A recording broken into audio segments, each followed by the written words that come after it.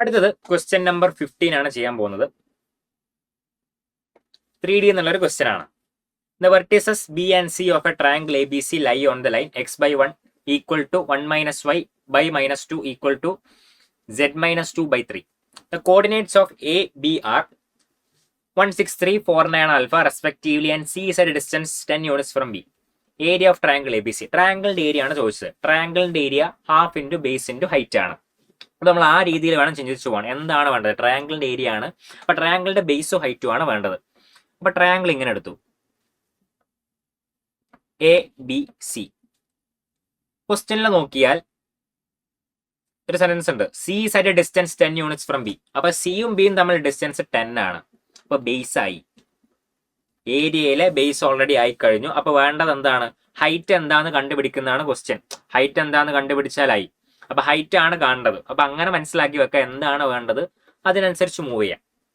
ഇനി എ എന്താണ്? A 163, B 49 alpha, C തന്നിട്ടില്ല. ഹൈറ്റ് ആണ് വേണ്ടത്. അപ്പൊ ഇതാണ് ഹൈറ്റ് എന്ന് വിചാരിക്കുക, ഈ ബേസിന് കറസ്പോണ്ടിങ് ആയിട്ടുള്ള ഹൈറ്റ്. ഡി ആണ് ആ പോയിന്റ്, ഫുട്ട് ഓഫ് പെർപെൻഡിക്കുലർ. ഇനി പറഞ്ഞിട്ടുണ്ട് ബിയും സിയും ഒരു ലൈനിലാണ്, ഈ ലൈൻ. അപ്പൊ അതേ ലൈനിൽ തന്നെ ആയിരിക്കും ഡി ഉണ്ടാവാൻ പോവുക. ആ line X by 1 equal to, തിരിച്ചെഴുതുന്നു, y മൈനസ് 1/2, ആ നെഗറ്റീവ് അങ്ങോട്ടും ഇങ്ങോട്ടും, y minus 1/2 z minus 2/3, z minus 2/3. Okay, equal to ഒരു ലാംഡ എടുക്കുന്നു,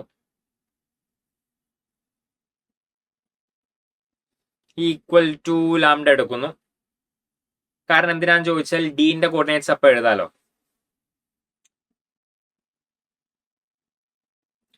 ഡിന്റെ കോർഡിനേറ്റ്സ് എഴുതാം.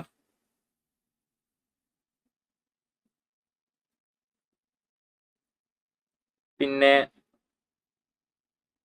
ഡിന്റെ കോർഡിനേറ്റ്സ് എഴുതാതെ വെച്ചിട്ട്, അപ്പൊ ഡിക്ക് നമുക്ക് ഇങ്ങനെ കോർഡിനേറ്റ്സ് എഴുതാം. കാരണം നമുക്ക് എഡിന്റെ ലെങ്ത് വേണം, അതാണ് ഹൈറ്റ്.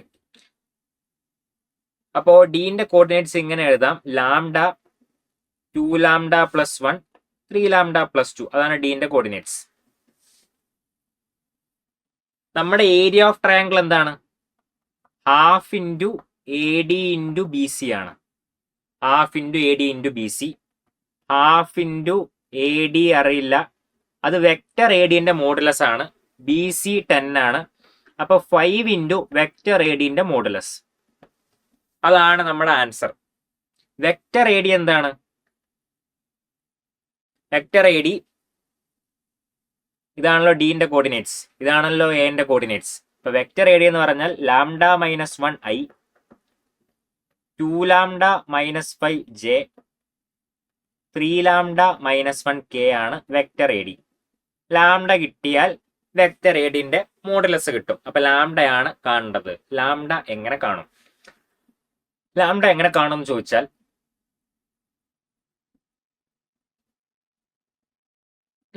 ലാംഡ കാണാൻ ഈ എ ഡി ബി സിക്ക് പെർപെൻഡിക്കുലർ ആണല്ലോ. എ ഡി ബി സിക്ക് പെർപെൻഡിക്കുലർ ആണ്.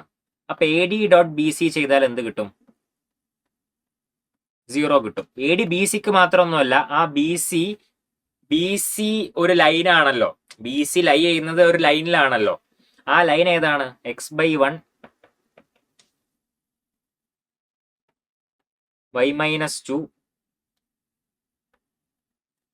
Divided by z minus 2/3. അതിന്റെ ഡയറക്ഷൻ റേഷ്യോസ് വെച്ചുണ്ടാക്കുന്ന vector i plus 2j plus 3k. ഇതാ ലൈനിൽ പാരലൽ ആയിട്ടുള്ള വെക്ടർ ആണല്ലോ, i plus 2j plus 3k. അതിനും എന്ത് പെർപെൻഡിക്കുലർ ആയിരിക്കും? ഇതാണ് ബി എങ്കിൽ എ ഡി ആ ബിക്കും പെർപെൻഡിക്കുലർ ആയിരിക്കും. എ ഡി എന്തിന് പെർപെൻഡിക്കുലർ ആയിരിക്കും? ബിക്ക് പെർപെൻഡിക്കുലർ ആയിരിക്കും. അപ്പൊ A D dot B equal to 0. A D dot B 0 ആണ്. ബി ആ ലൈനിന് ഡയറക്ഷൻ വെക്ടേഴ്സ് വെച്ചിട്ടുണ്ടാക്കുന്ന വെക്ടർ ആണ്, ഡയറക്ഷൻ വെക്ടർ. അപ്പോ എ ഡിക്ക് ലാംഡ മൈനസ് 1 ഇൻറ്റു 1 ഇനി 2 ഇൻറ്റു എ ഡിന്റെ വൈ കമ്പണന്റ് 2 ലാംഡ മൈനസ് 5, 3 ഇൻറ്റു സെഡ് കമ്പണന്റ് എന്താണ് 3 lambda minus 1 equal to 0. Lambda minus 1 4 lambda minus 10 9 lambda minus 3 equal to 0. അപ്പോൾ 14 lambda equal to 14 lambda equal to 1 കിട്ടി. ലാംഡന്റെ value 1 ആണ്. അപ്പോൾ A D vector ഇപ്പൊ കിട്ടും. ആ ലാംഡ അതിൽ കൊടുത്താൽ എ ഡി ആയി. A D is equal to ലാംഡക്ക് 1 കൊടുക്കുന്നു. ഇതാണ് എക്സ് കമ്പണന്റ്. അപ്പൊ എക്സ് കമ്പണന്റ് 0 ആയി. വൈ കമ്പണന്റ് എന്താണ് ലാംഡ 1 അല്ലേ? അപ്പോ മൈനസ് 3j. പിന്നെ ഇതാണ് Z component 3 lambda minus 1 2k. അപ്പൊ മോഡുലസ് ഓഫ് എ ഡി എന്താണ്? Root of minus 3 square plus 2 square root 13 വരും. റൂട്ട് 13 നമുക്ക് വേണ്ട ഏരിയ എന്തായിരുന്നു? 5 into modulus of A D ആണ്. അപ്പൊ 5 റൂട്ട് 13 ആണ് ഏരിയ. ആദ്യം കണ്ടുവച്ചാണ് area equal to 5 into modulus of A D ആണ് 5 റൂട്ട് 13. ഓപ്ഷൻ 1 ആണ് ആൻസർ.